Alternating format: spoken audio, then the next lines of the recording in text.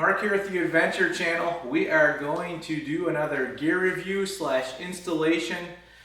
We need to get this Thule box off this Subaru so I don't have to take it with me everywhere I go. I just want to be able to lower it down and use it when I want to use it.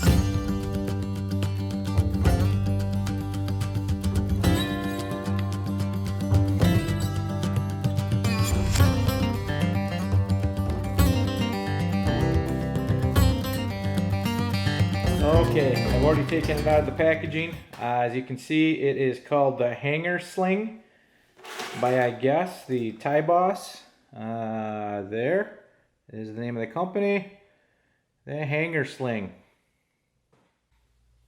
Alright, it comes with some pretty simple instructions. Obviously, this isn't rocket science, so it's going to be semi-easy. I think the fact that it's a loop and that the two loops are tied together is going to make it nice so it won't teeter-totter and have your kayak or roof rack fall off when you're pulling up on one side, but we'll see.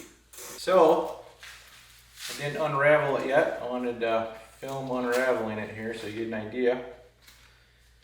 Pretty self-explanatory. Comes with some Velcros for storage, I'm assuming. I'm going to want it this way, with this piece going towards the center, and that's what's going to hold those two together.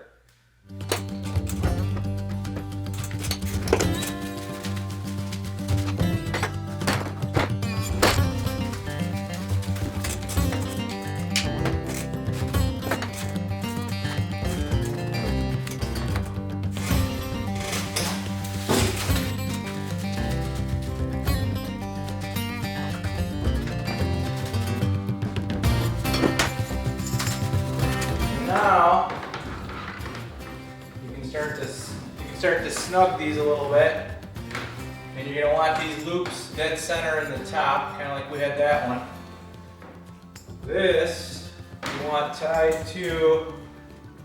I'm gonna need a taller ladder, but what I'm gonna do is pull this way, pull this way.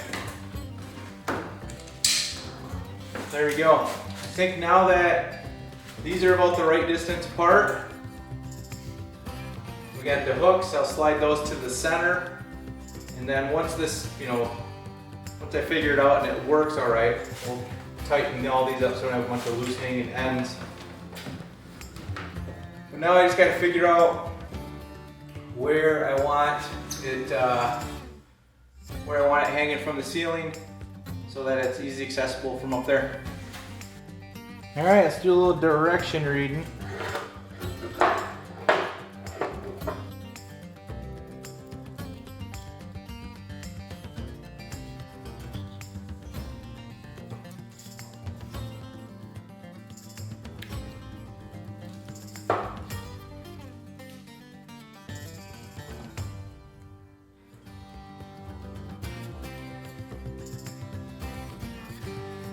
Make sure it's nice and tight.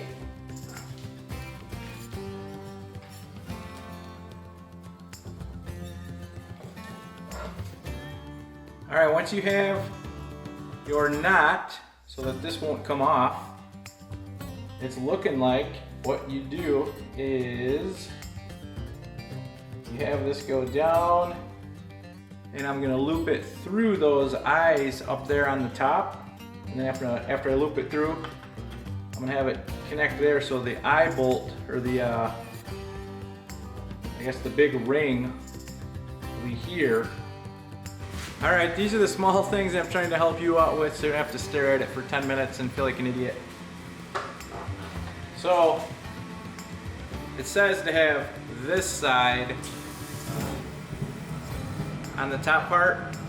Messed with it for, not forever, but I messed with it for a while. I'm like, how in the heck am I gonna get that in there? Read directions.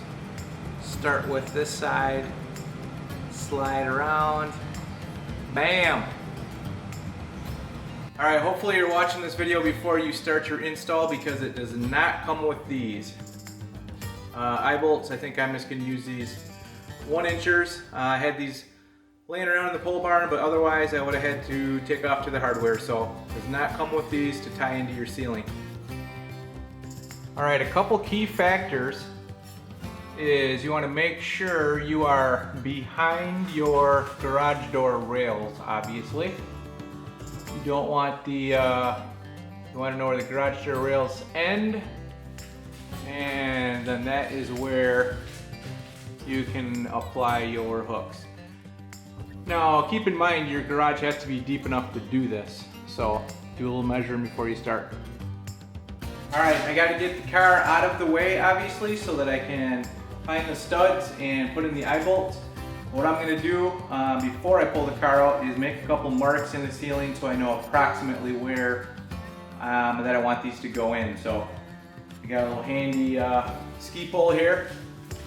I'm going to go directly straight up from this and then maybe off by 6 inches or so. I know that I'm going to be in this area here. So I'm just going to make a little mark in the ceiling. There. Come over here. So there's a drywall line right there. There's probably a stud right there. But I am going to go about right there, make a little mark. Oops.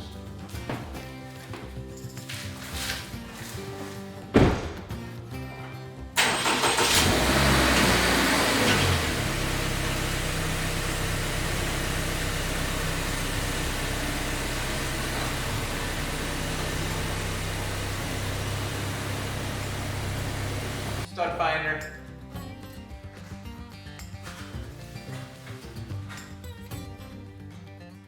Right where my mark was. Woohoo! I'm gonna drill a hole so it's easier to get that eye bolt in. Oh boy.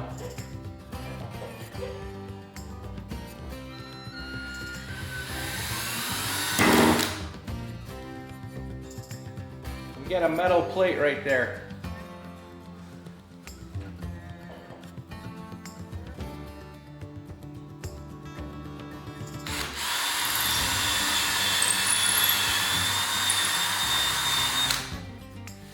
When in doubt, just move it over a little bit.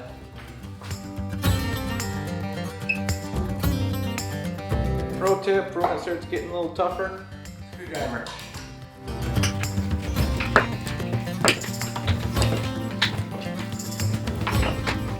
Stud finder.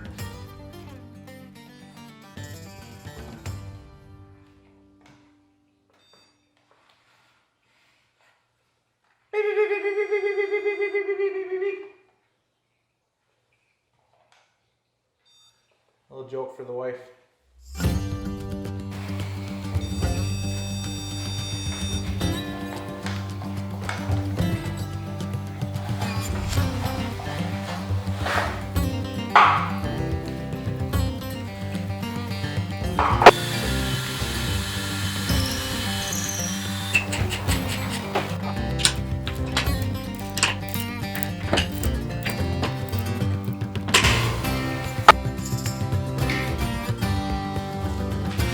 Work pretty darn good.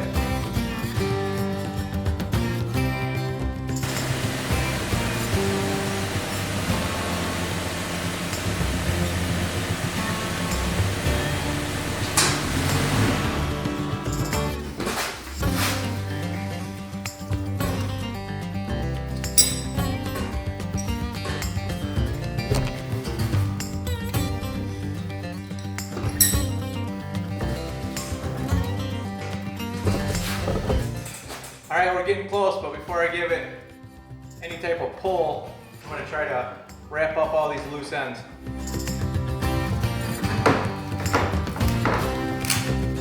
Try to do it right the first time and I don't have to redo it. Oh, you're not following this key.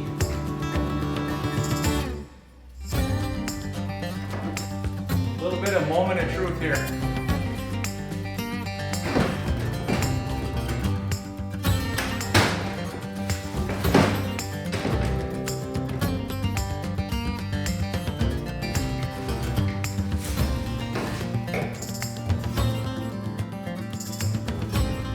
That's good, but now what?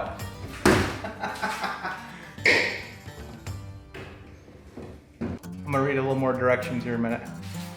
All right, I'm gonna record this in case this works, but I'll bet you they are designed for more like working directly from underneath. So, yeah,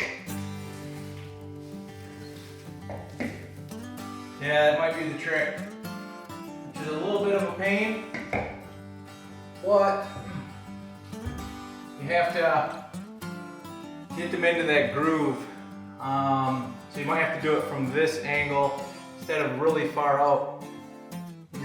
They're built for kayaks mostly, and when you're really far out outside of the car, it never wants to get into the teeth. So you gotta get up here and get close and personal with it and get those teeth to grab, and now we're good. And now it's not going anywhere.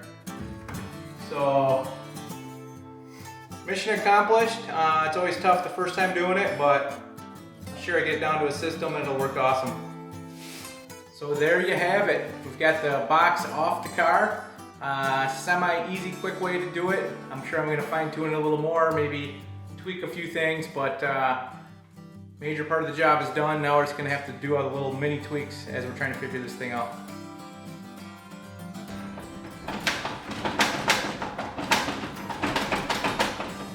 Pretty sturdy. There you have it. Hanger sling. That's my install of the hanger sling.